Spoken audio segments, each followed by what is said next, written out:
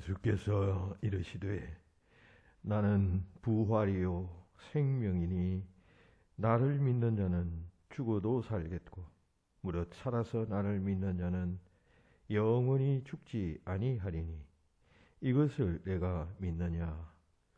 하나님은 영이시니 예배하는 자가 영과 진리로 예배할지니라. 아멘. 우리를 지키시며 생명의 길로 인도해 주시는 하나님 감사합니다. 예수님의 부활의 기쁨이 생생하게 살아 숨쉬는 부활절 두 번째 주일을 맞아 주 앞에 예배합니다.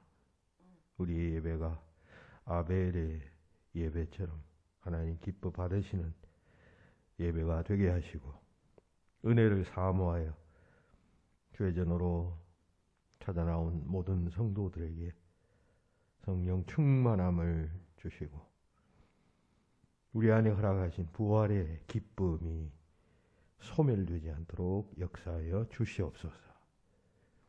온전히 하나님께 영광 돌리는 예배되길 바라옵고 예수님 이름으로 기원하옵나이다. 아멘.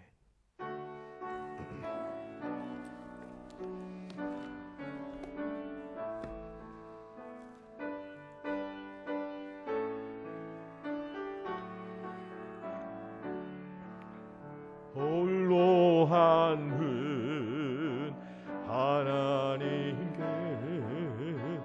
전하 만민 경배하라. 만국왕을 다스리고 온 세상 만민 가르신다. 만국왕을 다스리고 온 세상 만민 이신다. 옥생성가 예수님께 모든 죄인 회개하라. 세상 만민 의원하고 놀라운 은혜 베푸신다. 세상 만민 의원하고 놀라운 은혜 베푸신다. 오해사 성령님께 모든 삶을 맡기어라. 말씀으로 도우시고 주의 하늘이 힘주신다. 말씀으로 도우시고 주의 하늘이 힘주신다.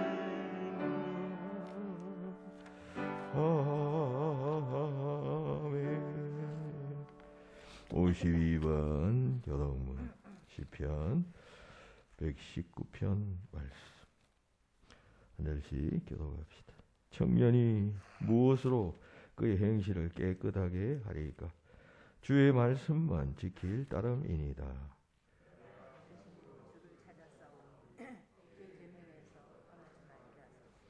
내가 주께 범죄하지 아니하려 하여 주의 말씀을 내 마음에 두었나이다.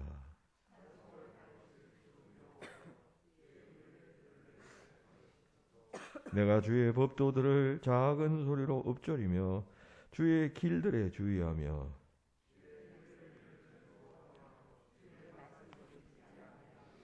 주의 법이 나의 즐거움이 되지 아니하였다면 내가 내 고난 중에 멸망하여서리이다.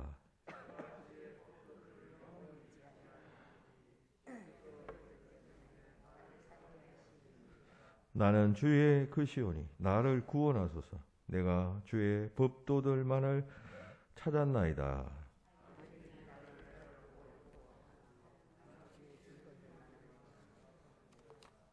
내가 보니 모든 완전한 것이 다 끝이 있어도 주의 계명들은 심히 넓으니이다.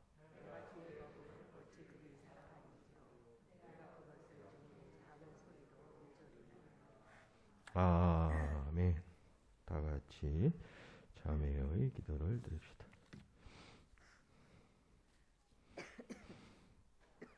자비로우신 하나님,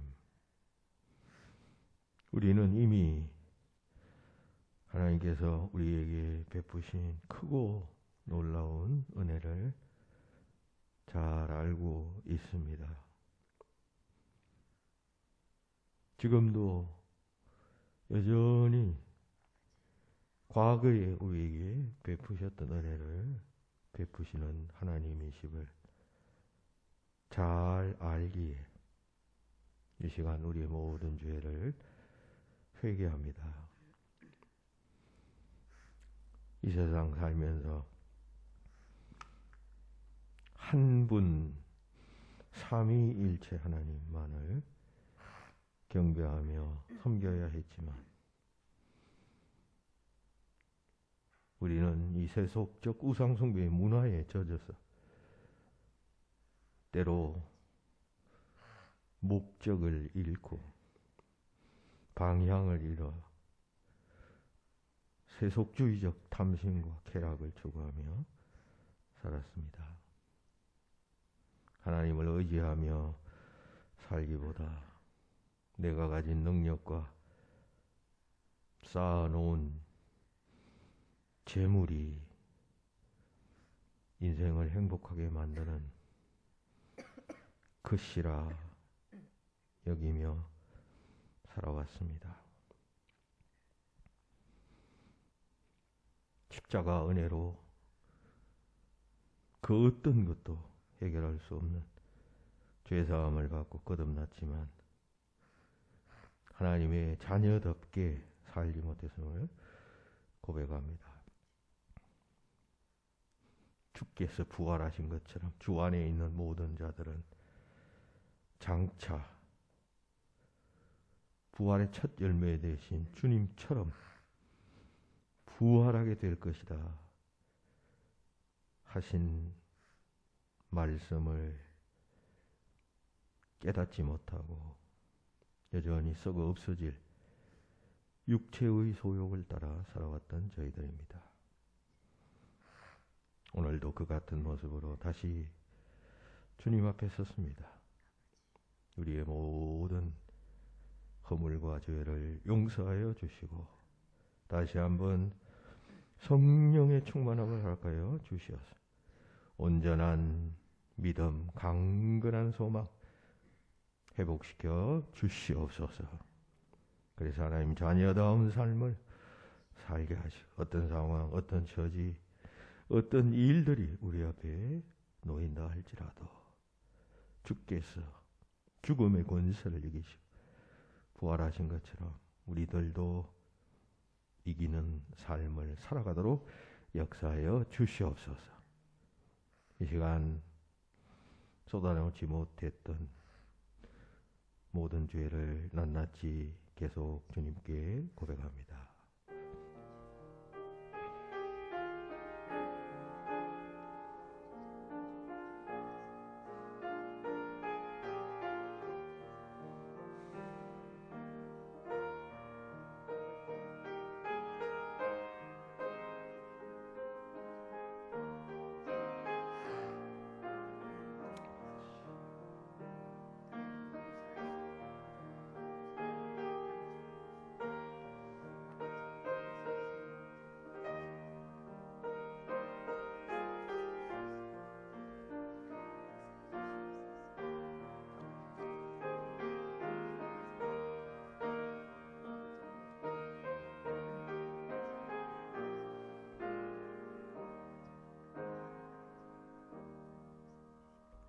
내가 마음이 부드러워져서 여호와 앞 곧 내 앞에서 겸비하여 옷을 찢고 통곡하였으므로 나도 네 말을 들었노라. 여호와가 말하였느니라. 아멘. 나는 전능하신 아버지 하나님 천지의 창조주를 믿습니다. 나는 그의 유일하신 아들 우리 주 예수 그리스도를 믿습니다. 성령으로 잉태되어 동정녀 마리아에게서 나시고 본디오 빌라도에게 고난을 받아 십자가에 못 박혀 죽으시고 장사된 지 사흘 만에 죽은 자 가운데서 다시 살아나셨으며 하늘에 오르시어 전능하신 아버지 하나님 우편에 앉아 계시다가 거기로부터 살아있는 자와 죽은 자를 심판하러 오십니다. 나는 성령을 믿으며 거룩한 공교회와 성도의 교제와 죄를 용서받는 것과 몸의 부활과 영생을 믿습니다. 아멘. 최재희 원사님 기도하겠습니다. 부활하시어 오늘도 저희와 함께 하시는 주님, 은혜와 사랑을 진심으로 감사드립니다.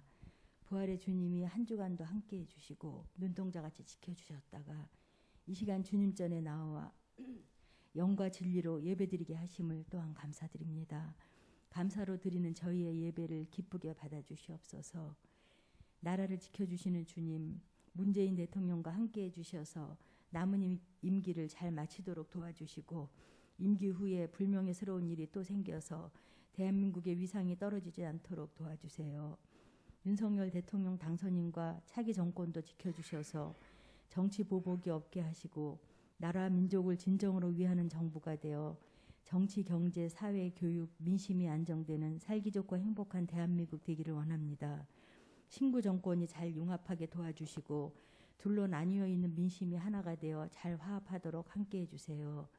코로나가 완화되기는 했지만 아직도 많은 확진자가 나오고 있습니다. 국민 스스로가 성숙한 시민의식을 가지고 방역 지침을 잘 지키고 정부 방침에 협력할 수 있기를 원합니다. 항상 수고하는 진료 의료진, 방역인들을 지켜주시고 안전하도록 도와주세요. 어려움 속에 선교하시는 선교사님들의 사역과 가정과 건강도 지켜주시기를 원합니다. 교회를 사랑하시는 주님, 교회와 성도들을 위하여 항상 기도하시며 수고하시는 담임 목사님께 영육간에 강건하시도록 지켜주시고 전하시는 말씀마다 성령 충만함으로 우리의 신비에 새겨져서 열매 맺는 말씀 되기를 원합니다.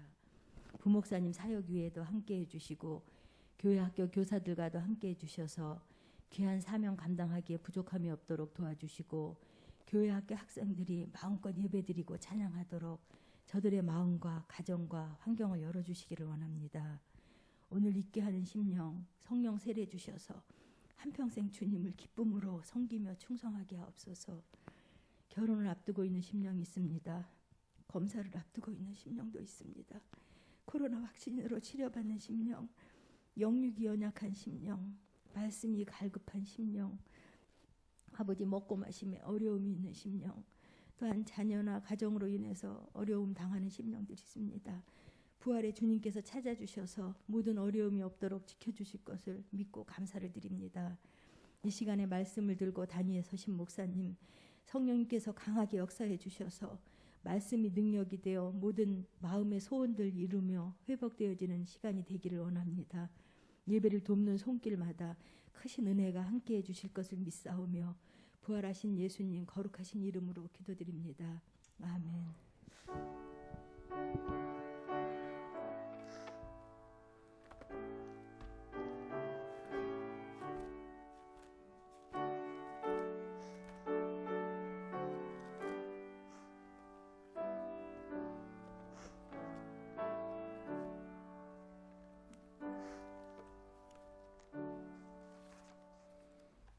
오늘 우리에게 주시는 하나님의 말씀 민수기 23장 5절부터 12절까지입니다.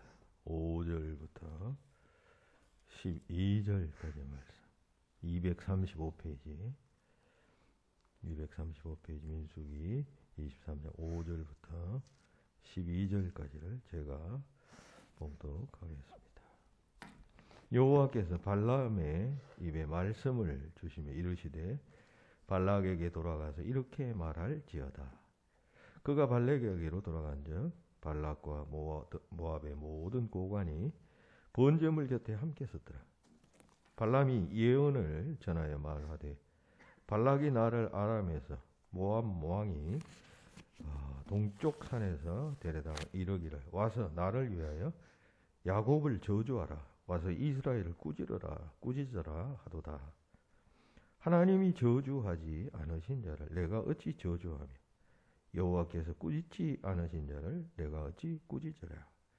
내가 바위 위에서 그들을 보며 작은 산에서 그들을 바라보니 이 백성은 홀로 살 것이라. 그를 여러 민족 중에 하나로 여기지 않으리로다. 야곱의 티끌을 누가 능히 세일며 이스라엘 4분의 1을 누가 능히 세일고 나는 의인의 죽음을 죽기 원하면 나의 종말이 그와 같기를 바라노라 하매 발락이 발람에게 이르되 그대가 어찌 내게 이같이 행하느냐. 나의 원수를 저주하라고 그들을 데려왔거늘 그대가 오히려 축복하였도다. 발람이 대답하여 이르되 여호와께서 내 입에 주신 말씀을 내가 어찌 말하지 아니할 수 있으리까.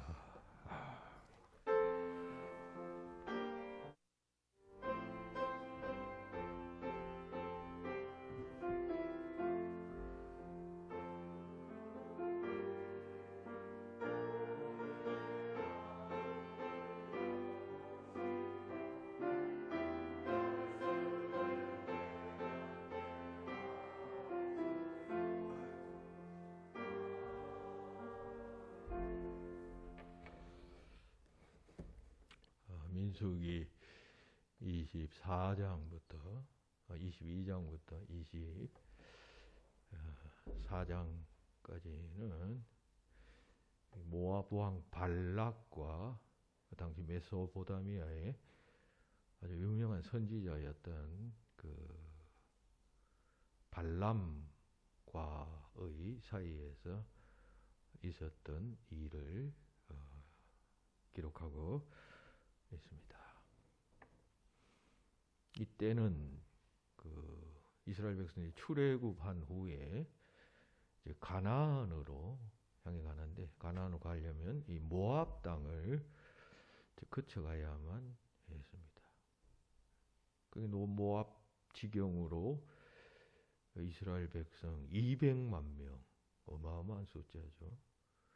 그 어마어마한 숫자의 사람들이 몰려오니까 모압 왕이 겁을 먹기 시작합니다. 왜냐하면 가나안으로 가려면 그 모압 땅을 통과해야만 했으니까요. 그 자칫하면 전쟁이 일어날 수도 있겠다 생각해서 만약 그렇게 되면 우리가 이겨야 하니까 당시에 유명한 그 선지자요 술사였던 이 발람을 초청해서 당신이 이 백성을 저주하라. 그럼 당신은 신적 그 예언의 능력이 있는 자이니까 그 예언대로 될 것이다. 이렇게 부탁하게 됩니다. 많은 뇌물을 주면서. 이때 발람 선지자는 이를 거절합니다. 거절하는 이유는 하나님이 이 백성을 축복하셨다. 라고 대답하면서 이 청탁을 거절하게 되는데 22장에서 24장까지는 한 번 거절당한 발람이 포기하는 것이 발락이 포기하는 것이 아니라 지속적으로 계속 뇌물을 주면서 당신이 이스라엘 백성들을 저주하라. 그러면 전세가 달라질 것이고 만약 전쟁을 하더라도 그들이 패할 것이다. 이렇게 말하게 됩니다. 하지만 발람은 이스라엘 백성들을 축복합니다. 축복하는 이유는 어떤 개인적 판단에서가 아니라 하나님께서 이 백성을 축복하셨기 때문에 내가 저주할 수가 없다. 하나님이 그렇게 하셨다. 이렇게 대답하게 됩니다.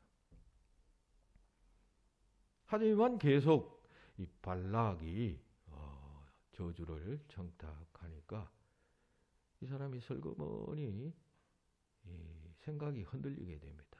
왜냐하면 그때마다 뇌물을 주면서 내 부탁을 들어주시오 하니까 어떻게 하면 좀 내가 했던 이 예언을 좀 번복할 수가 없을까 하면서 시간을 끄는 장면이 이 24장에서 22장까지 해서 나타나고 있습니다. 즉 그는 하나님의 말씀과 또 발락의 유혹 사이에서 고민하게 됩니다. 그리하여 점점 이 타락해가는 발람 선지자의 모습이 그려지고 있다는 것입니다. 이 22장에서 24장까지 해서. 자, 우리는 이와 같은 그 발람 선지자의 모습, 다시 말해서 뇌물의 유혹에 점점 생각을 바꾸어가고 타락해가는 발람 선지자의 모습과 또 악한 청탁을 하는 이 발락 왕의 그 대화와 스토리를 대하면서 좀 특별한 교훈 한 가지를 생각하게 됩니다. 그것은 무엇이냐 할 때 하나님의 말씀에 관한 것입니다. 선포되어지는 하나님의 말씀에 관한 교훈입니다. 다시 말해서 우리는 하나님의 말씀의 선포라고 말하는 설교를 어떻게 보아야 하는가, 어떻게 들어야 하는가 하는 질문과 관련된 것입니다. 발람이 말했던 예언은 하나님의 말씀을 대언한다라고 하는 차원에서 오늘날로 치면 뭐 설교라고 해도 틀린 말은 아닐 것입니다.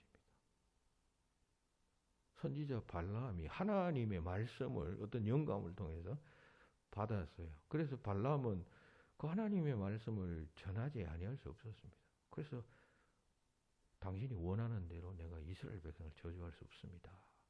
그러면서 자신에게 주신 영감을 통하여 하나님의 뜻을 그대로 전했다라고 하는 것인데, 문제는 이러했던 발람이 점점 타락해져 가고 있었다라고 하는 것입니다.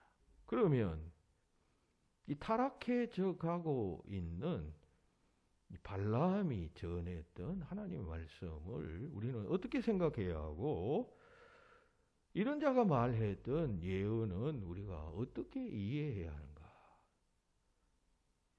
이런 질문을 우리가 던지지 아니할 수가 없겠죠?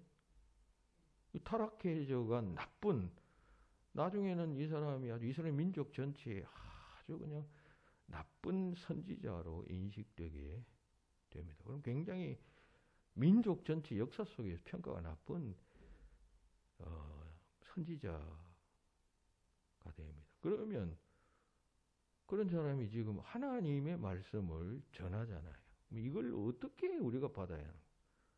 아주 타락한 선지자가 말했던 하나님의 말씀, 그게 하나님의 말씀이라도 그러면 타락한 선지자니까, 나쁜 선지자니까 이걸 그냥 전부 처음부터 듣지 말아야 하느냐? 어떻게 해야 하느냐?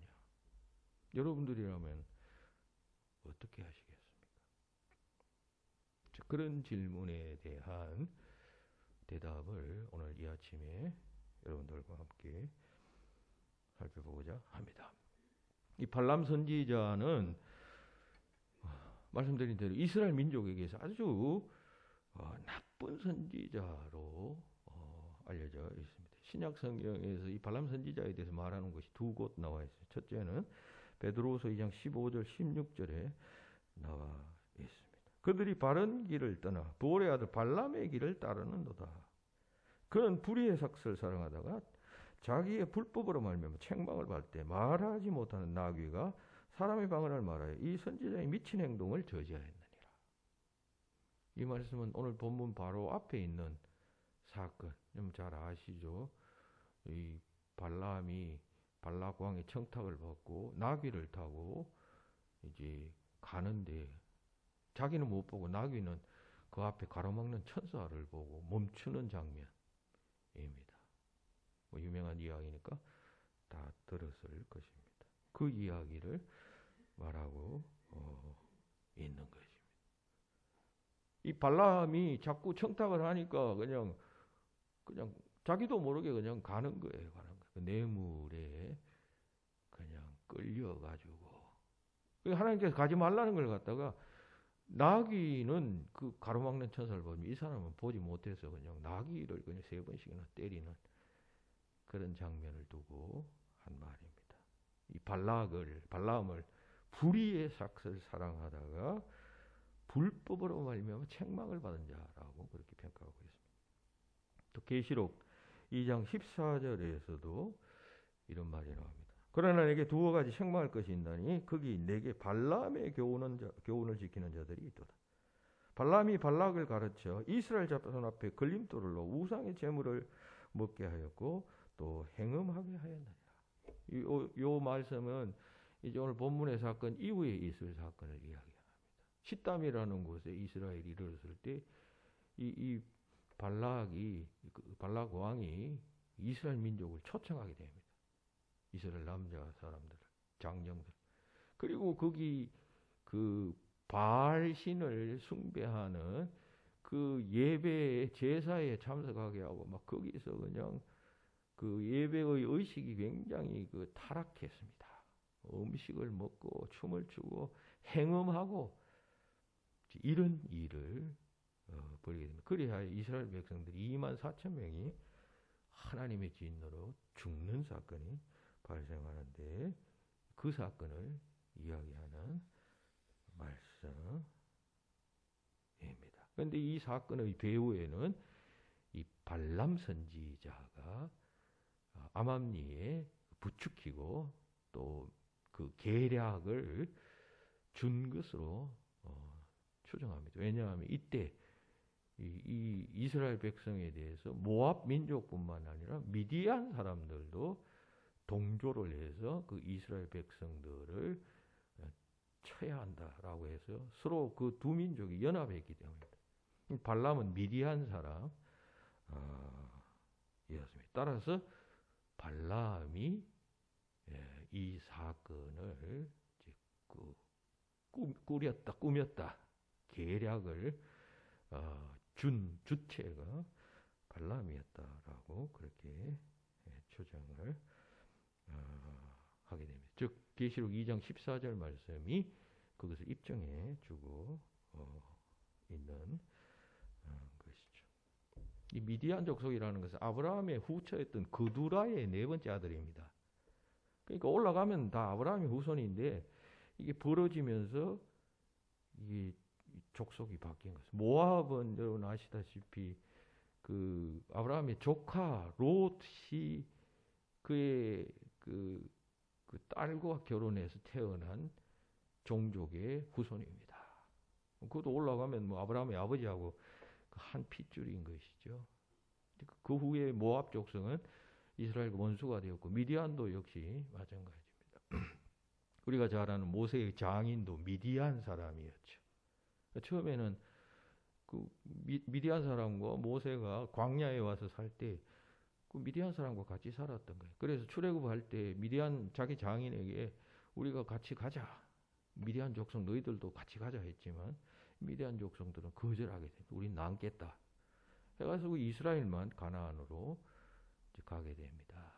그 후부터 미디안도 이스라엘과 별로 좋지 않는 관계로 지나게 됩니다. 여하튼 이 발람은 이스라엘 민족에게 타락한 선지자의 전형으로 인식되었습니다. 물론 같은 이스라엘 민족은 아니었지만, 그렇죠? 미디안이라고 하면 지금의 뭐 이란, 사우디아라비아, 이라크 뭐 이런 지역을 의미하겠습니다.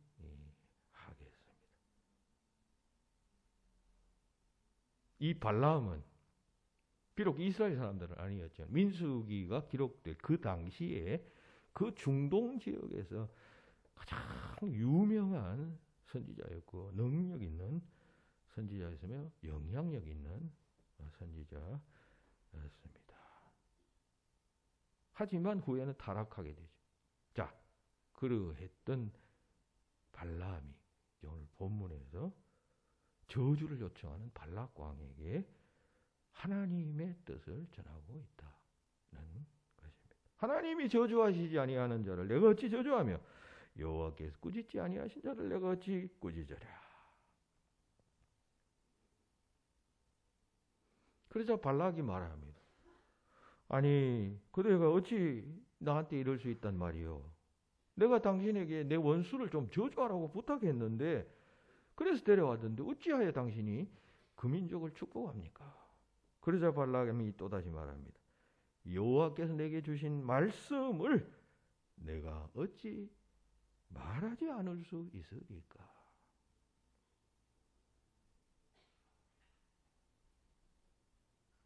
뇌물의 유혹 때문에 결국 넘어지게 되는 발람이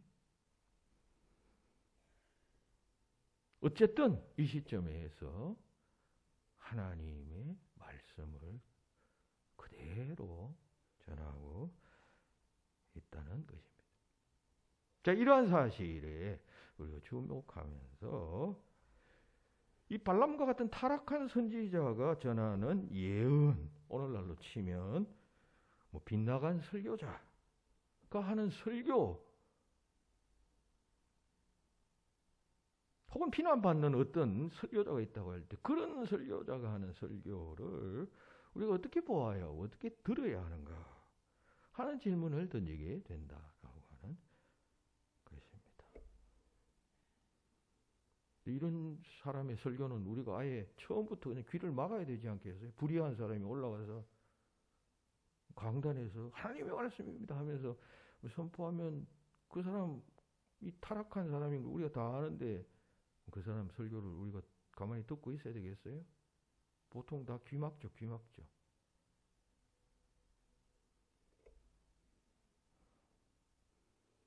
과연 그러해야 하는가 하는 이야기를 질문으로 던지며 또 그 대답을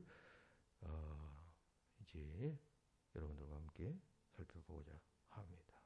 자, 이러할 경우에 이런 자가 외치는 하나님의 메시지를 우리가 어떻게 들어야 하느냐 할 때 저는 그것을 이 껍질 벗기기라고 하는 표현을 써보았습니다. 껍질 벗기기. 잘못된 메신저. 여기 잘못된 메신저라는 것은 메시지의 내용이 잘못되었다 그런 이야기거든. 도덕적으로 혹은 인격적으로 혹은 뭐 성격적으로 문제 있는 어떤 메신저 혹은 빗나간 설교자 혹은 또 타락한 선지자 뭐 이렇게 표현해 드리겠습니다. 이런 자가 하나님의 말씀을 전할 때 마치 바나나 껍질을 벗겨서 그 알맹이만 우리가 먹잖아요. 껍질 여러분 안 먹잖아요. 껍질은 버리잖아요. 그렇듯이 알맹이에 주목하고 그 메시지에 주목하고 알맹이만 취하고 껍질은 버려라. 그런 식으로 그 메시지를 받고 껍데기는 버려라. 그런 이야기입니다. 아니 타락한 선지자이기 때문에 부패한 선지자이기 때문에 자격 없는 선지자이기 때문에 그가 전하는 메시지도 똑같다. 이게 아니라 그래서 우리는 아예 귀를 막는다, 안 듣는다. 이게 아니라 껍질 까기, 껍데기는 버리고 그 안에들은 알맹이만 취하라는 것입니다. 왜냐하면 하나님께서는 지금 오늘 본문에서 보듯이 이런 타락해가는 선지자를 통해서도 하나님 자신의 뜻을 드러내시고 있기 때문입니다.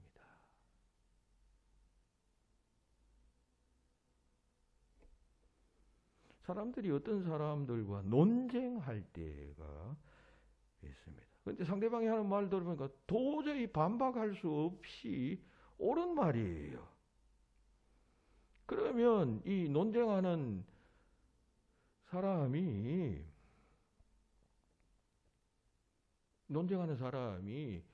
그 논쟁의 내용 가지고는 도저히 흠을 잡을 수 없으니까 어떻게 공격을 합니까?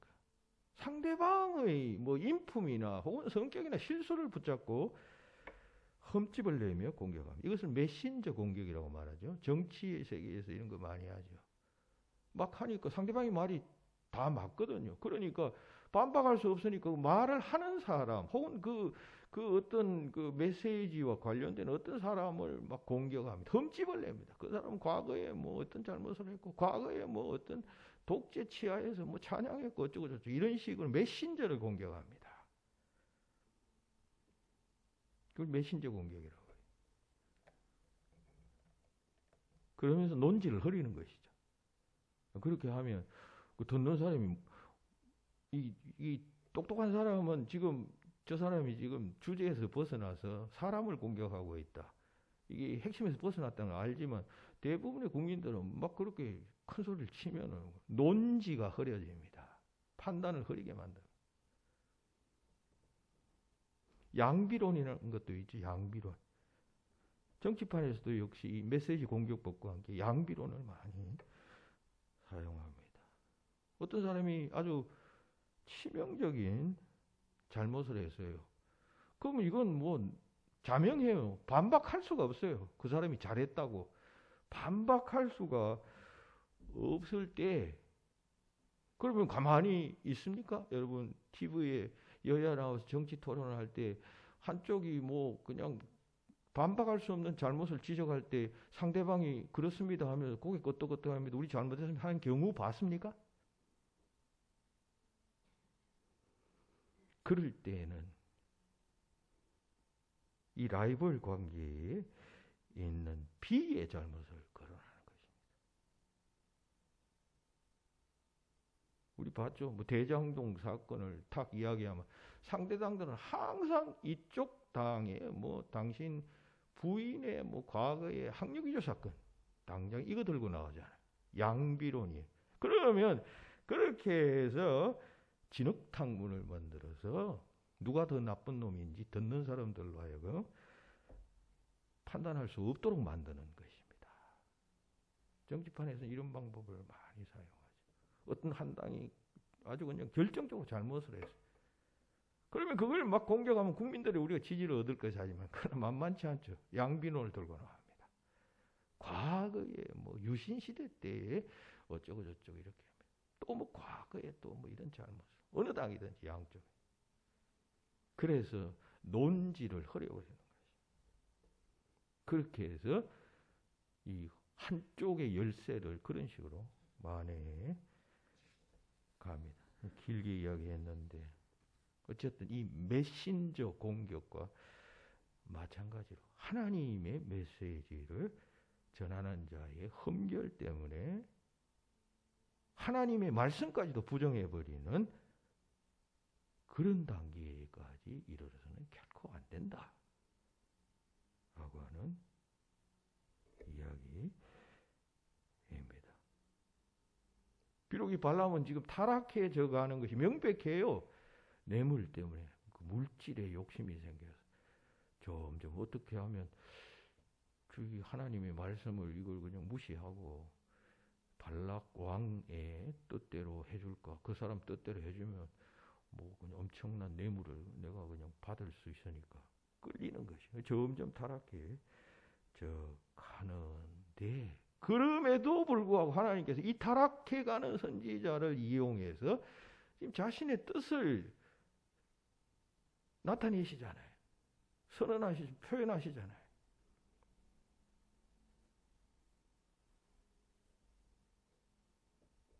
하나님께서 자신의 뜻을 전하실 때 죄된 인간을 그대로 사용하시기도 합니다.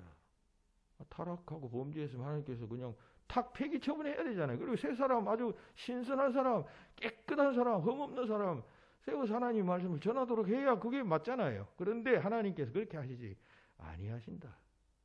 때로 그렇게 하시지 아니하신다. 어떤 경우에는 여전히 그 흠 많고 문제 많은 그 사람을 사용하셔서 자신의 뜻을 나타내시고 드러내신다는 사실에 우리가 주목해야 한다는 이야기입니다. 그렇다면 우리가 껍데기를 잘 벗겨서 알맹이만 탁 취할 수 있어야 한다라고 하는 것입니다. 진리는 누가 전해도 진리 아닙니까?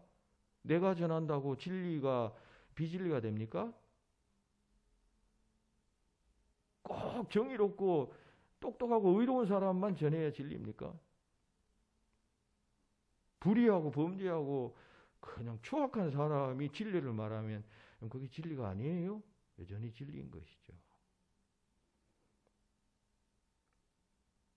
이 사람은 여기에 착각을 일으킵니다. 불의한 사람이 전하면 그 메시지조차도 오류투성인 것으로 오해한다는 것입니다. 어떤 자가 하나님의 말씀을 전할 때 우리는 메시지에 주목해야지 그 메신저에 주목하게 되면 하나님의 말씀을 듣는 기회를 놓치게 되는 것이에요. 그 메신저의 타락성 때문에 그 메시지까지도 인정하지 않는다. 거부한다. 대단히 어리석은 행동이에요. 그건 마치 바나나를 전부 쓰레기통에 버리는 것과 마찬가지입니다. 이것이 대단히 중요한 것은 우리가 하나님의 말씀의 객관성을 이해하는 데 매우 중요한 원리가 되기 때문입니다. 오늘 본문은 뭐 직접적으로 이러한 문제에 대해서 이건 이렇다 저렇다 말씀하지 않지만 그 같은 점을 간접적으로 우리에게 말씀합니다. 그럼에도 불구하고 하나님은 그를 통해서 말씀하신다는 점을 깊이 생각하시기 바랍니다. 신앙생활 잘하고 못하는 것은 설교를 어떻게 듣느냐에 의해서 결정적으로 영향받고 판가름 납니다.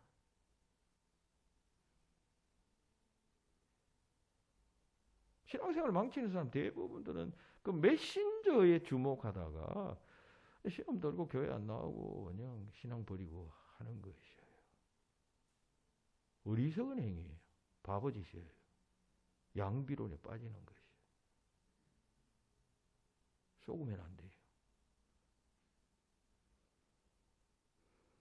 껍질 까기 잘해야 합니다. 신앙생활 하는데 다른 건 좀 모자라도 괜찮아요. 디아코니아, 봉사 좀 못해도 좀 괜찮아요. 코이노니아, 친교 좀 문제 있어도 괜찮아요. 심지어 마르투니아, 전도 여러분 결정적이지는 않아요. 그거 좀 못해도.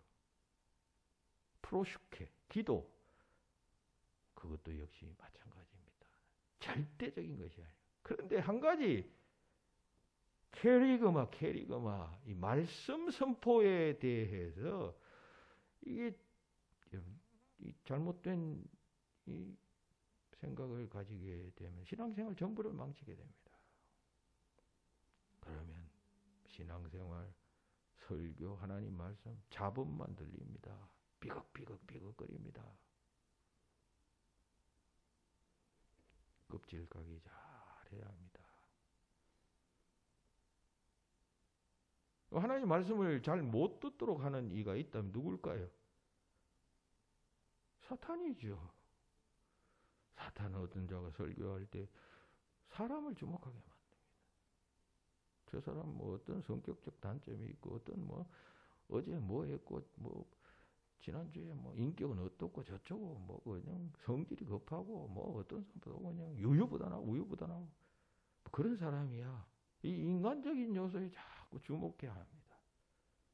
그리하여 그 캐리그마 그가 받은 하나님의 말씀을 주목치 못하게 합니다. 그리고 그 외적 껍데기 때문에 전부를 버리도록 유혹하는 것이 바로 사탄 아니겠어요. 신앙생활 잘 못하도록. 메시지에 주목해야 합니다. 민수기 23장 오늘 본문에서 발람은 여전히 타락해 가는 과정 속에 있는 선지자였고, 그리고 이 24장 이후에는 실제로 그냥 엄청난 죄를 범합니다. 타락의 결과가 나타납니다. 그럼에도 이 시점에 그는 하나님의 뜻을 선포하고 있다는 사실.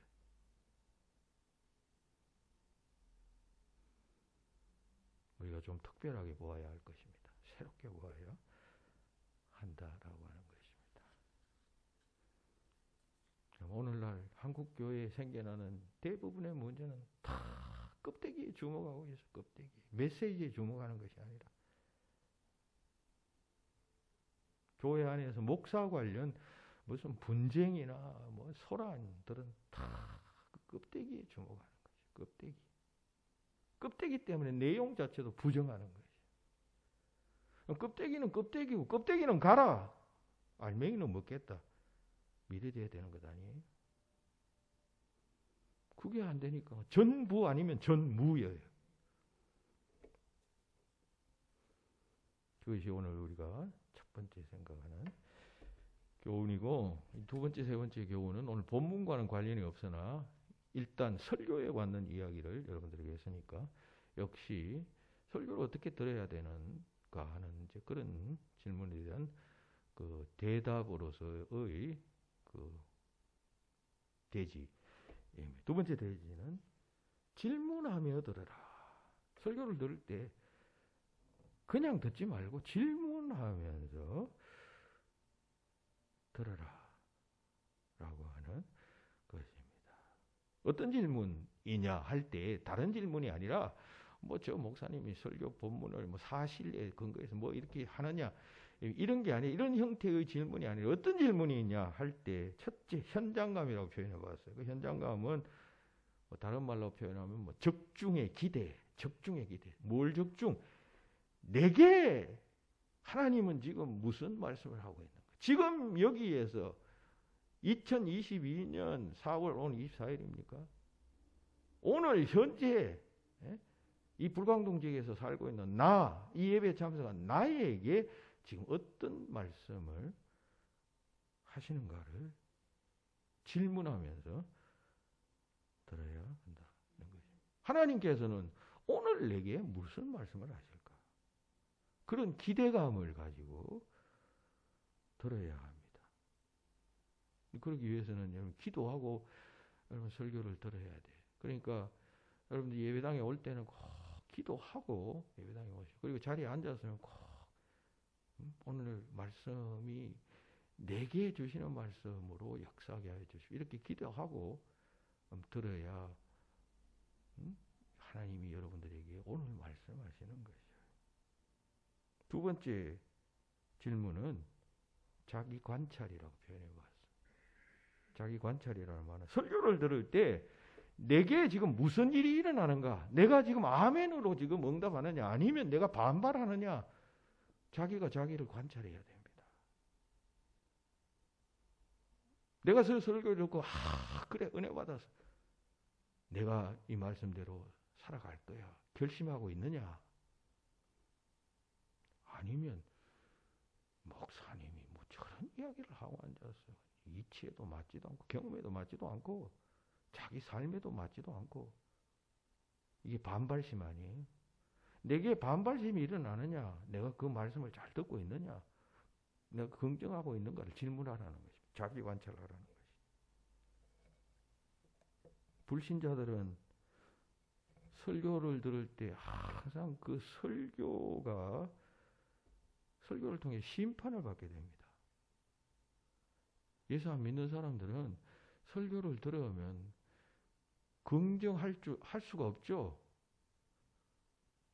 성경의 가르침도 잘 안 배웠고 또 성령의 감동으로 믿음도 안 생겼으니까 생속으로 와서 자기가 아무리 뭐 대학원 뭐 박사과정을 하고 뭐 두뇌가 뛰어나고 논리적이라고 할지라도 여러분 성령 충만, 성령 감동 없으면 복음이 믿어지나요? 앉아서 그 사람이 들으면 어떤 사람이 설교할 때 여러분 그 설교가 자기의 자기가 정해놓은 자기가 받아들이는 그런 어떤 그 논리가 있을 거다. 그 논리에 벗어나면 어지간해서는 받아들이지 않습니다. 그런 의미에서 설교는 심판의 역할을 하는 것이죠. 그 사람을 심판하는 것이죠. 그래서 유명한 말씀 요한복음 3장 18절 말씀하죠. 그를 믿는 자는 심판을 받지 아니할 것이요 믿지 아니하는 자는 이미 심판을 받았느니라. 이미 받은 심판을 이야기합니다. 그리스도께서 와서 말씀하셨어요. 안 믿는 사람은 안 받아들이죠. 그 안 받아들이는 응답 자체가 이미 받은 심판이에요. 우리가 장래에 하나님 앞에 가서 받는 영원한 미래의 심판이 있고 지금 현재 살아가면서 받는 심판이 있어요. 예수 안 믿는 사람들은 그 안 믿는 믿음으로 인하여 지금 심판을 받고 있는 거죠. 그러면 그 지금 심판을 받는 것은 여러분 뭐 아무 겉으로 볼 때는 뭐 표시 안 나는 것 같지만 여러분 불쌍한 삶입니다. 하나님 믿지 않으니까 그 삶의 행동이나 뭐 이런 게 다 불신적 행동을 할 것 아니에요. 그러면 그게 결국 자기 영원한 미래에 영향을 미치니까 그건 얼마나 그건 잘못된 것이. 그러니까 그걸 현재적 심판이라고 그렇게 말한단 말이죠. 믿지 않는 그것으로 이미 심판을 받느니라. 설교에는 심판적 요소가 있어요. 하나님의 백성 그 설교를 들으면 자꾸 하나님의 형상으로 빚어집니다. 그런데 불신자는 그 설교를 들으면 점점 더 완악해집니다. 더 강팍해집니다. 더 반발하게 됩니다. 지금 여기에서의 심판입니다. 현재적 심판. 참으로 무서운 사실이 아닐 수가 없습니다. 설교 들을 때 그런 일이 일어난단 말이에요. 설교 들을 때. 그러므로 내게 어떤 일이 일어나는가 잘 관찰해야 됩니다. 설교를 들을 때. 나는 점점 그냥 강팍해지고 있지는 않는가. 나는 그 말씀을 듣고 긍정하면서 맞아 인정하고 공감하는가. 내게 무슨 일이 일어나고 있는가를 잘 관찰하고 질문해야 합니다. 세 번째는 반발 분석이라고 명명해 보았습니다. 혹은 반응 분석. 이것은 두 번째 그것과 조금 차이가 있어요. 그 뭐냐 하면 하나님의 말씀을 들을 때 내가 잘 받을 수가 없어요. 부담스러워요. 그리고 쉽게 긍정이 되지 않아요.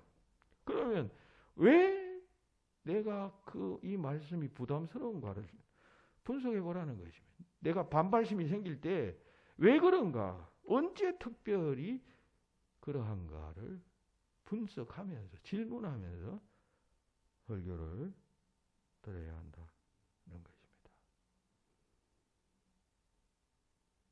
예레미야서 29장 23절에서 말씀합니다. 여호와의 말씀이니라. 내 말이 불같지 아니하냐. 바위를 쳐서 부스러뜨리는 방망이 같지 아니하냐. 하나님의 말씀은 때로는 불과 같아요. 때로는 막 사람을 때려 패는 방망이와 같아요. 어떤 자에게는 그렇잖아요. 하나님의 말씀이 그냥 불의한 자에 대해서 그래 너 잘해서 왜 이러진 않아요. 또 말로 해서 그냥 돌이키는 사람에게는 하나님께서 부드럽게 하셔요. 그런데 말로 해서는 도무지 안 듣는 사람에게는 사업을 망하게 하시고 그냥 생명을 위태롭게 하시고 그냥 사고 나게 하시고 그렇게 해야 정신이 드는 여러분 그런 인생들이 많잖아요. 우리 가운데도 여러분 다 깨어지고 그냥 실패하고 해서 예수 믿는 사람들이 생겨나잖아요. 안 그러면 안 믿으니까 안 돌아오니까 하나님께서 그렇게 하시는 거예요.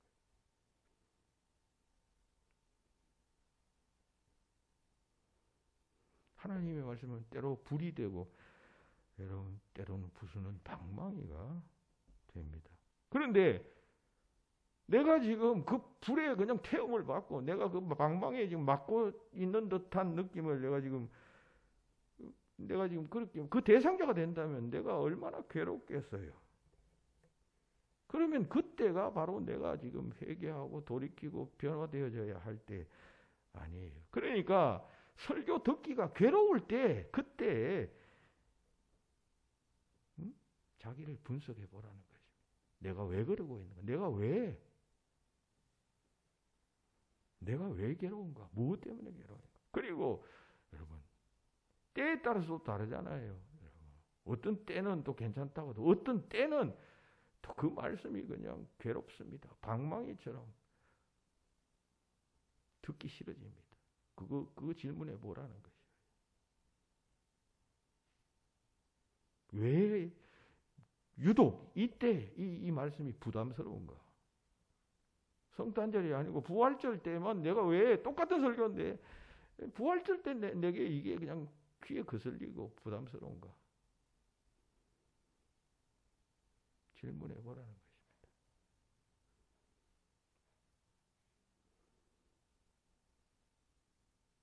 하나님의 뜻과 내 뜻이 다를 때 설교가 부담스러워집니다.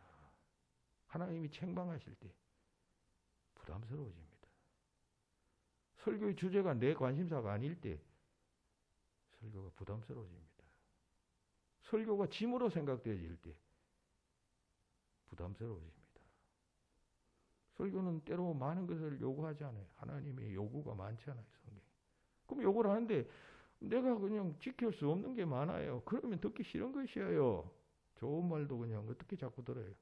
나쁜 말을 한 번 하면 한 번이지 두 번, 세 번 여러분 하면 사람 말도 듣기 싫잖아요. 마찬가지로 하나님 말씀인데 하나님 말씀이면 그냥 끝없이 들어야 되는데 사람 말처럼 생각하니까 듣기 싫은 것이에요.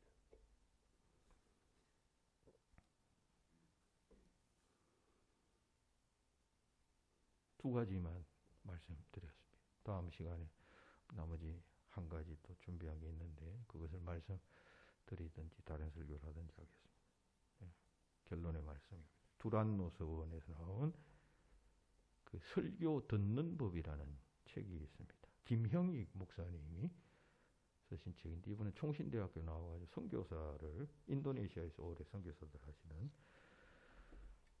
분이시고 단중애님 신학교의 교수이시기도 하다가 광주 베샬렘 교회 담임 목사로 사역하고 계신 분인데 이 책의 프롤로그에 즉 머릿말에 이런 말을 하고 있어요.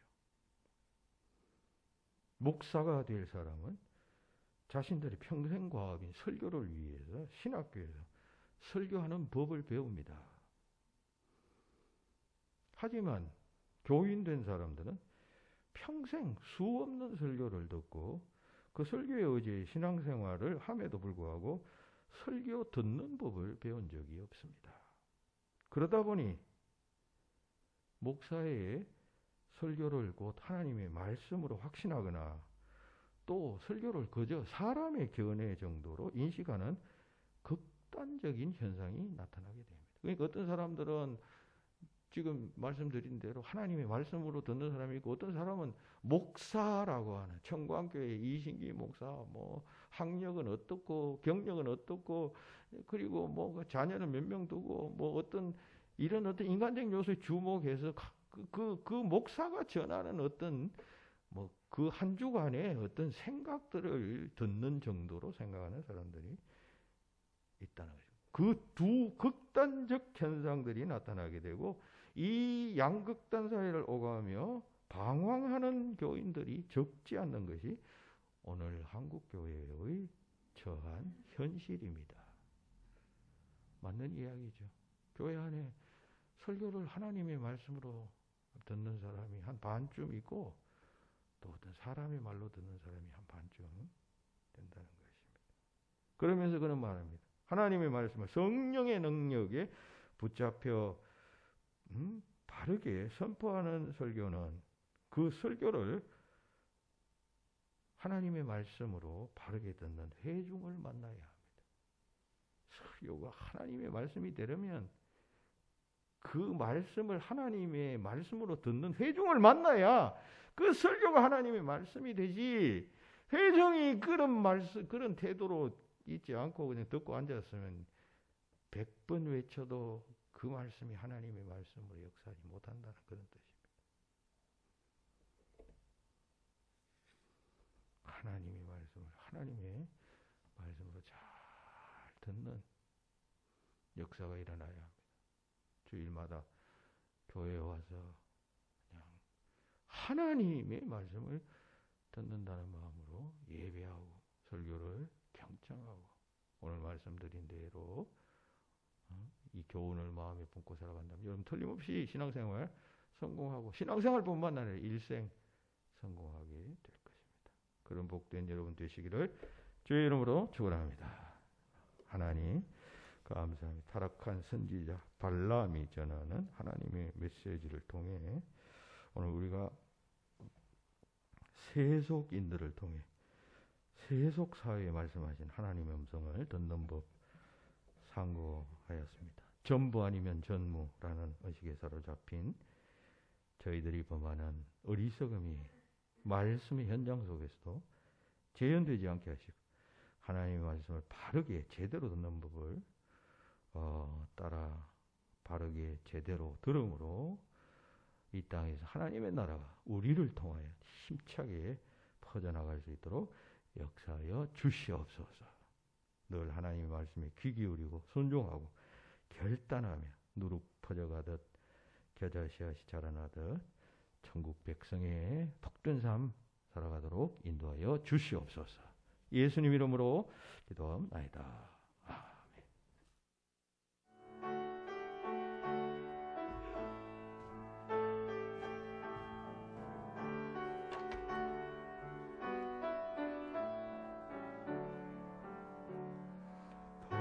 달고 묘하면서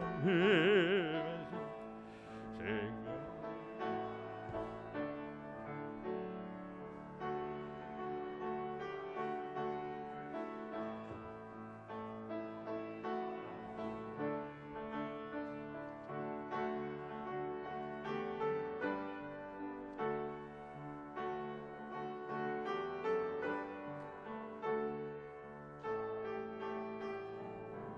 귀한 말씀 생명샘이라 아름답고 귀한 말씀 생명샘이라 귀한 주님의 말씀 내 노래 되도다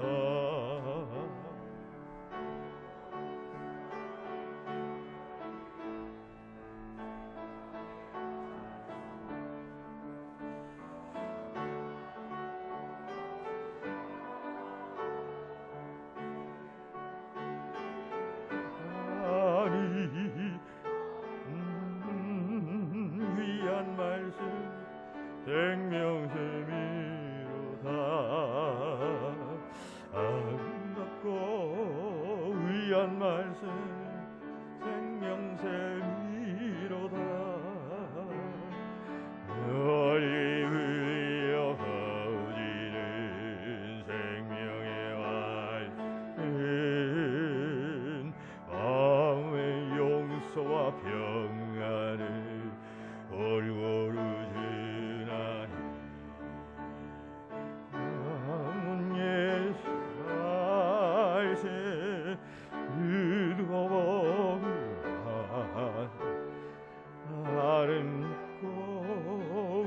귀한 말씀 생명샘이로다. 아름답고 귀한 말씀 생명샘이로다.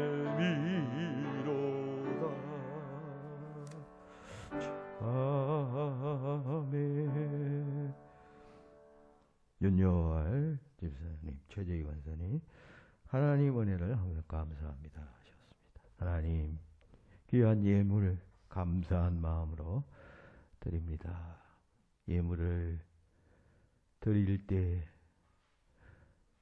우리가 사람과의 관계에서도 선물을 드리고 할 때 그 대상의 존재와 그 대상이 베푼 은혜와 사랑을 생각하며 선물하고 예물을 드리듯 우리들도 하나님의 확실하신 존재와 또 하신 일들을 생각하며 감사의 예물을 드립니다. 드릴 때마다 믿음이 굳건해지게 하시고 하나님 베푸신 은혜에 대한 감사가 차고 넘치게 하시고 구원의 확신, 인도함의 확신, 공급해 주심과 이끌어 주심의 확신이 더욱 강건해지는 역사가 나타나게 하여 주시옵소서.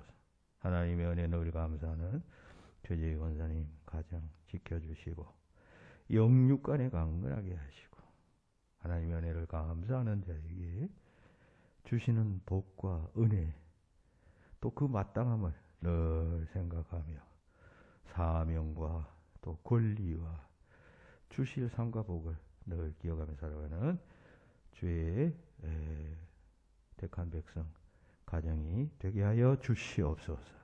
11조임을 기뻐 받아주시고 주님 앞에 나와 예물 드릴 때마다 기쁨이 샘솟듯 솟아나는 하나님의 자녀들 다 되게 해 주시기를 빌며 예수님 이름으로 기도합나이다. 아멘. 교회 소식 주보를 참고하시기 바랍니다. 4월 마지막 주 어느덧 또 한 달이 넘어갑니다. 좋은 계절 하나님 주신 은혜 감사하시는 절기 되시기를 바랍니다. 오늘 2부 예배 때는 최재현 군 입교합니다. 입교는 알다시피 유아세를 받은 자 장성에서 문답에 합격하고 성찬에 참석하기 위해 정식으로 교회 앞에 자신의 신앙을 고백하는 신급 중 하나입니다. 입교인이 되면 즉 정식 교인이 되면 공동예배 출석과 헌금과 교회 치리에 순종하는 의무 세 가지 의무를 지니게 되고 동시에 성찬에 참여하는 권한과 공동의 회원이 되는 두 가지 권한이 주어집니다. 이 사실 잘 알고 바르게 신앙생활하고 이제 오늘 서약하는데 그 서약한 내용을 평생 내가 기억하고 있어야 됩니다. 세례받고 입교받으면서도 서약한 내용을 기억하지 못하고 있으면 세례받고 얼마 있지 않아서 그냥 교회 떠나는 것도 아무렇지도 않게 생각하게 됩니다. 세례받는 사람은 내가 세례받을 때 하나님과 사람 앞에서 뭘 써야겠는가 항상 기억하고 있어야 하겠습니다. 노예 장소 변경 장로님들은 참고하시기 바랍니다. 기도하겠습니다.